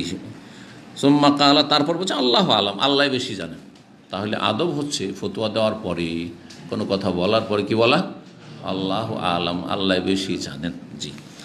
তাহলে আল্লাহর কাছে ভুল করলেও মাফ পেয়ে যাবেন, আর একদম দৃঢ়তার সাথে, একটু এদিক ওদিক হবে না, এগুলো খাতরা আছে, বিপদ আছে। জি। 1938 নম্বর হাদিস, ইকরামা ইবনে আব্বাস রাদিয়াল্লাহু তাআলা আনহু থেকে বর্ণনা করেছেন, আন্না নবী ইহতাজামান, নবী সাল্লাল্লাহু আলাইহি ওয়াসাল্লাম সিঙ্গা লাগিয়েছেন, ওয়া মুহরিম, ইহরাম অবস্থায়, মানে রোজা বা আর কি বলছে হজ অথবা উমরায় এহরাম অবস্থাতে, এহরাম পরা অবস্থায় কি করেছেন, সিঙ্গা লাগিয়েছেন। এক মাসলা। দ্বিতীয় হচ্ছে ওয়াহতাজমার, সিঙ্গা লাগিয়েছেন ওহ সায়েম, সিয়াম অবস্থায়, রোজা অবস্থায়, দুই অবস্থাতে তিনি কি করেছেন, সিঙ্গা লাগিয়েছেন। জি। হাদিস আরও দেখে নি, তারপরে বলছি। 1939 নম্বর হাদিস, ইকরামা ইবনে আব্বাস থেকে, ওই আগের হাদিস, পার্থক্য আছে। ইমাম বুখারীর ওস্তাদ আগে ছিল মুআল্লা বিন আসাদ, আর তার ওস্তাদ ওহাইব, তার ওস্তাদ আইয়ুব, তার ওস্তাদ ইকরামা। আর এখানে রয়েছে ইমাম বুখারীর ওস্তাদ আবু মামার, তার ওস্তাদ আব্দুল ওয়ারিস, পার্থক্য হয়ে গেল। ওখানে ওহাইব, এখানে আব্দুল ওয়ারিস। আর তারপরে আইয়ুবে গিয়ে মিলছে, আইয়ুবে গিয়ে মিলছে। সনদদের পার্থক্য দেখাতে নিয়ে এসছেন যে বিভিন্ন সনদ থেকে এই হাদিসটি বর্ণিত হয়েছে। কখনো কখনো ইমাম বুখারী রাহিমাহুল্লাহ একই হাদিস নিয়ে আসেন সনদ দেখানোর জন্য, অন্য অন্য ইমামরা ওই রকম করে থাকেন অনেকে। ইবনে আব্বাস রাদিয়াল্লাহু আনহুমা বর্ণনা করেন, কাল, তিনি বলেন, ইহতাজামান নবী সাল্লাল্লাহু আলাইহি ওয়া সাল্লাম, নবী সাল্লাল্লাহু আলাইহি ওয়াসাল্লাম সিঙ্গা লাগিয়েছেন সিয়াম অবস্থা, রোজা অবস্থায়। 1940 নম্বর হাদিস, আর এটাই দিয়ে শেষ। সাবেত আল বুনানি তাবেই, তিনি বর্ণনা করছেন, বলছেন, সুয়েলা আনাস বিন মালিক, জিজ্ঞাসা করা হলো আনাস বিন মালিক রাদিয়াল্লাহু তাআলা আনহুকে, আকুনতুম তাকরাহুন আল হেজামাত আল ইসসাইম, তোমরা কি রোজাদারের জন্য বা আপনারা কি রোজাদারের জন্য সিঙ্গা লাগানো কি অপছন্দ করতেন, মাকরুহ মনে করতেন? মাকরুহ তাহরিমি হইতে পারে, আর তানজিহ হইতে পারে, অপছন্দ করতেন। কাল আল্লাহ, না না, আমরা অপছন্দ মনে করতাম না, মাকরুহ মনে করতাম না। ইল্লা মিন আজালি দাফ, তবে দুর্বলতার কারণে, যার সিঙ্গা লাগানো হবে তার বেশ কিছু রক্ত ক্ষরণ হয়েছে, রক্ত বেরিয়েছে, তো দুর্বল হওয়ার সম্ভাবনা রয়েছে, অসুস্থ হওয়ার সম্ভাবনা রয়েছে, সেই জন্য বলা হয়েছে যে রোজা ভঙ্গ হয়ে যাওয়ার আশঙ্কা রয়েছে, কেন তুমি এই কাজটা দিনে করতে যাবে আর রোজাটাকে ঝুঁকিতে নিয়ে যাবে, রাত্রে করো, অন্য সময় করো। এই জন্য তাহলে বলার উদ্দেশ্য হচ্ছে আনাস বিন মালিকের, যে আসলে সিঙ্গা লাগালে কি হয় না, রোজা ভঙ্গ হয় না, কিন্তু দুর্বলতার কারণ, আর দুর্বল হয়ে গেলে অসুস্থ, একটা লোক কোনো একটা কিছু করতে গেল সিঙ্গা লাগায়, তারপরে এমন দুর্বল হয়ে গেল যে তাকে শুয়ে যেতে হলো, আর চলতে পারছে না, তাহলে রোজা ছাড়তে হবে কি হবে না, রোজাটা ছুটে গেল, তো এরকম কাজ করিও না, এই জন্য বলা হয়েছে। তারপরে বলছেন ইমাম শাবাবা, ইমাম শোবাতে বর্ণনা করেছেন, আলা আহাদিন নবী, এই কথাটি বাড়তি বলেছেন কি, যে নবী সাল্লাল্লাহু আলাইহি ওয়াসাল্লামের জামানায় নবী সাল্লাল্লাহু আলাইহি ওয়াসাল্লাম কি করতেন, আকুনতুম তাকরাহুন আল হেজামাতুল ইসসাইম আলা আহাদিন নবী সাল্লাল্লাহু আলাইহি ওয়াসাল্লাম, আপনারা কি নবী সাল্লাল্লাহু আলাইহি ওয়াসাল্লামের জামানায় তার আমলে রোজাদারের জন্য সিঙ্গা লাগানো কি অপছন্দ করতেন, এই কথা রয়েছে।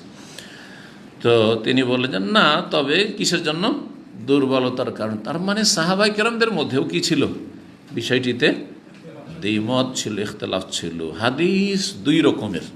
সহিহ বুখারীর হাদিস দ্বারা কি জানতে পারলাম, যে নবী সাল্লাল্লাহু আলাইহি সাল্লাম রোজা অবস্থায় সিঙ্গা লাগিয়েছেন। তো ওই হাদিস, সহিহ বুখারীর হাদিস যদি সহির দিক থেকে ধরি, তো অন্য হাদিসের তুলনায় আফতার আল হাজম আল মাহজুম, যে এর বিপরীত হাদিস, তার চাইতে বেশি শক্তিশালী। সুতরাং একদল বলছেন না, বুখারীর হাদিস আমল করব, ওর উপর আমল করব না। তাহলে ওর ব্যাখ্যা কি করব, তাতে রোজা ভঙ্গের সম্ভাবনা রয়েছে, আশঙ্কা রয়েছে।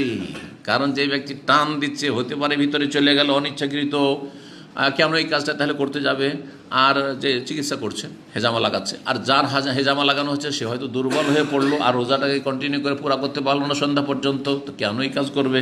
শুধু আফতারা মানে কারোবাল ইফতার, রোজা ভঙ্গের উপক্রম হয়ে গেল। তার ব্যাখ্যা কী করছে, রোজা ভঙ্গের উপক্রম হয়ে গেল, একটি উত্তর অধিকাংশ আইম্মা কেরামদের পক্ষ থেকে। আরেকটি উত্তর হচ্ছে যে বুখারীর হাদিস সহিহ, আর ওইটিকে কেউ কেউ জয়ীফ বলেছেন, ওই হাদিসটিকে কেউ কেউ জয়ীফ বলেছেন, যদিও আল্লামা আলবানী এবং সৌদি আরবের সমস্ত ওলামারা তারা হাদিসটিকে সহিহ বলছেন, আর হাদিস সহিহ অথবা হাসান, এক জয়ীফ নয়, কিন্তু কেউ কেউ জয়ীফও বলেছেন। তাহলে জয়ীফ হয়ে গেলে একটা জয়ীফ আর একটা সহিহ, তাহলে কোনটা আমল করবো, সহির আমল করব, এটা একটা উত্তর। এর বিপরীত ইমাম আহমদ বা হানাবেলা আর তাদের সাথে বা তার সাথে বেশ কিছু সালাফদের উলামায়ে কেরাম বা আইম্মায়ে কেরাম আছেন, তারা বলছেন যে রোজা অবস্থায়, সিয়াম অবস্থায় কেউ যদি সিঙ্গা লাগায় তাহলে রোজা ভঙ্গ হয়ে যাবে। তাদের দলিল কোনটি? সোনানের হাদিস, আফতার আল হাজেম ওয়াল মাহজুম, মুসনাদ আহমদের হাদিস রয়েছে, ইমাম আহমদ নিয়ে এসেছেন।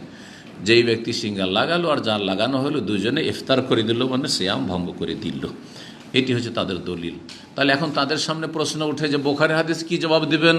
বলছেন বুখারীর হাদিস যদিও সনদের দিক থেকে বেশি সহি, কিন্তু নবী সাল্লাল্লাহু আলাইহি ওয়াসাল্লামের সেটি আমল। সেটা কি? নবী সাল্লাল্লাহু আলাইহি ওয়াসাল্লামের আমল, কর্ম। নবী সাল্লাল্লাহু আলাইহি ওয়াসাল্লামের আমলের ক্ষেত্রে যেই সম্ভাবনা রয়েছে, উক্তির ক্ষেত্রে, বচনের ক্ষেত্রে সেটা নেই। নবী সাল্লাল্লাহু আলাইহি ওয়াসাল্লাম যা বলেছেন সেটা কার জন্য? উম্মতের জন্য। নবী সাল্লাল্লাহু আলাইহি ওয়াসাল্লাম বলেছেন, দেখো যে সিঙ্গা লাগাবে, যার সিঙ্গা লাগানো হবে তার রোজা ভঙ্গ হয়ে যাবে। এটা কার জন্য? এটা আমাদের জন্য। কারণ নবী সাল্লাল্লাহু আলাইহি ওয়াসাল্লাম বলেছেন। কাকে বলেছেন? উম্মতকে বলেছেন, সাহাবায়ে কেরামদেরকে বলেছেন। আর নবী সাল্লাল্লাহু আলাইহি ওয়াসাল্লাম যেটা করেছেন সেটা হচ্ছে তার কর্ম। সেখানে একটি সম্ভাবনা রয়েছে যে নবী সাল্লাল্লাহু আলাইহি ওয়াসাল্লামের জন্য এটি খাস। যেমন 4-এর বেশি বিয়ে করা একসাথে অন্য কারোর জন্য জায়েজ, কিন্তু নবী সাল্লাল্লাহু আলাইহি ওয়াসাল্লামের জন্য জায়েজ ছিল, জায়েজ ছিল। তারপরে কেউ যদি, কোনো মহিলা যদি নিজেকে উৎসর্গ করে আপনার জন্য, এসে বলে যে আমি নিজেকে হেবা করে দিলাম, তা আল্লাহ বলছেন যে নবীর জন্য এটা খাস। খালিসাতান লাকা মিন দুনিল মুমিনিন। নবী সাল্লাল্লাহু আলাইহি ওয়াসাল্লামকে মোহর দেওয়া লাগবে না, কারণ সে নিজেকে কি করছে? পেশ করছে উপঢৌকন হিসাবে। জায়েজ, বিয়ে করলেই হলো, ব্যাস। ওর জন্য, বিয়ে করার জন্য মোহর শর্ত নাই। নবী সাল্লাল্লাহু আলাইহি ওয়াসাল্লাম খাস, কিন্তু আপনি আমি যদি বিয়ে করতে চান তাহলে কি হবে? মোহর অবশ্যই দিতে হবে। সেটা সুন্নত হচ্ছে নগদ দেওয়া, না হলে কম মোহর দিতেই হবে। মোহর কিছু না কিছু দিতেই হবে। জি, তো এই হাদিস তাহলে কি বলছেন? হানাবেলা বা ইমাম আহমদ রাহিমাহুল্লাহ বা তার পক্ষে যারা আছেন যে সিঙ্গা লাগালে রোজা নষ্ট হয়ে যাবে, এই হাদিস হচ্ছে নবী সাল্লাল্লাহু আলাইহি ওয়াসাল্লাম কি খাস, তার খাস আমল, এটা উম্মতের জন্য নয়। সুতরাং উম্মতের জন্য সিঙ্গা লাগানো জায়েজ নয় রোজা অবস্থায়, তাতে রোজা নষ্ট হয়ে যাবে। আরেকটি উত্তর হানাবেলার পক্ষ থেকে, সেটা হচ্ছে এই হাদিসটি মনসুখ, রহিত হয়ে গেছে। এটা হচ্ছে কি? মনসুখ, রহিত হয়ে গেছে। আর আফতার আল হাজম আল মাহজুম সেটি হচ্ছে নাসেখ।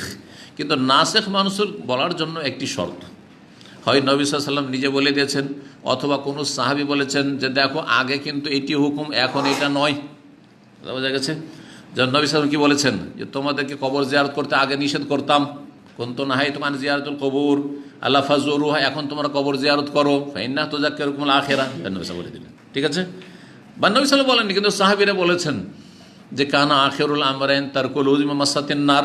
নবী সাল্লাল্লাহু আলাইহি ওয়াসাল্লামের দুটো আমলের শেষ আমল হচ্ছে যে পাক করা কোনো কিছু খেলে তাতে উযু নষ্ট হয় না। কিন্তু আগের হুকুম কি ছিল? যে আগুনে দিয়ে যা কিছু পাক করা হয়েছে সেটা খেলে উযু নষ্ট। হ্যাঁ, শুধু উটের গোশত নয়, কিসে? ভাত, হ্যাঁ, তরকারি, যা কিছু খান না কেন, আগুনে দিলেই, কাঁচা খান অসুবিধা নেই, কিন্তু পাক করলেই ওযু নষ্ট। এটা আগের হুকুম ছিল। কিন্তু এমনিতে অথবা ইতিহাস জানা আছে যে নবী সাল্লাল্লাহু আলাইহি সাল্লাম মক্কি জীবনে অথবা দ্বিতীয় তৃতীয় হিজরিতে এরকমটা করেছেন, কিন্তু পরে এরকমটা করেন নাই, পরে এরকম করেননি। তাহলে তারিখ, ইতিহাস জানা যদি থাকে তাহলে ঠিক আছে, আগে পরে। কিন্তু এই ক্ষেত্রে জানা নাই যে আফতার আল হাজম আল মাহজুমটা নবী সাল্লাল্লাহু আলাইহি সাল্লাম পরে বলেছেন, আর নবী সাল্লাল্লাহু আলাইহি সাল্লাম যে এহরাম অবস্থায় আর আপনার রোজা অবস্থায় যে সিঙ্গা লাগিয়েছেন এটা আগের ঘটনা ছিল, তাহলে কেমন করে মানসুখ বলবেন? জি, বরং অন্যরা বলছেন, আবু হানিফা, শাফি, মালিক, আহমদ, তারা বলছেন না, এটা মানসুখ।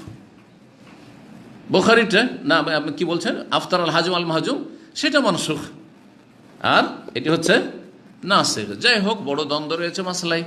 এই ক্ষেত্রে আমাদেরকে মাঝামাঝি আসতে হবে। সেটা হচ্ছে সতর্কতামূলক, হ্যাঁ, রাতে সিঙ্গা লাগাবেন, সিয়াম অবস্থায়, রোজা অবস্থায় সিঙ্গা লাগাবেন না, বেঁচে থাকবেন। কারণ নিজের সিয়ামকে, রোজাকে আপনার রিস্কে, ঝুঁকিতে রাখবেন না। জি, যাতে করে সতর্কতা ইমার ক্ষেত্রে অবলম্বন করেন। কিন্তু যেমনটা বললাম যে কারো যদি এমার্জেন্সি হয়ে যায় যে এক্ষুনি বিকল্প কোনো চিকিৎসা নেই, এইটাই চিকিৎসা, আর এক্ষুনি হিজামা লাগাইতে হবে এই রমজান মাসের রোজার দিনে, যদি না লাগানো যায় রাত পর্যন্ত নাও বাঁচতে পারে, তাহলে লাগান, তাহলে লাগান। বরং এইরকম যদি পরিস্থিতি হয় তাহলে তো সে রুগী, আর রোগীর জন্য রোজা ছাড়ার এমনি শরীয়তে বিধান রয়েছে, বরং রোগী ব্যক্তি এমন যদি রোগী হয় যে তার রোজা রাখতে কষ্ট হচ্ছে, তার এলাজ চিকিৎসা ব্যাহত হচ্ছে, তাহলে তার জন্য রোজা রাখা জায়েজ নয় বা অপছন্দনীয়। জি, তো আল্লাহ যেন বুঝার তৌফিক দান করেন। বিষয়টি দেখতে লাভ রয়েছে। আবার বলছি, সতর্কতা অবলম্বন করবেন, রোজা অবস্থায় সিঙ্গা লাগাবেন না, যদিও অধিকাংশ আইম্মে কেরাম বলছেন যে সিঙ্গা লাগানো জায়েজ। আল্লাহু আ'লাম। ওয়া সাল্লাল্লাহু আলা নবিয়িনা মুহাম্মদ ওয়া আলা আলিহি ওয়া সাহবিহি আজমাইন।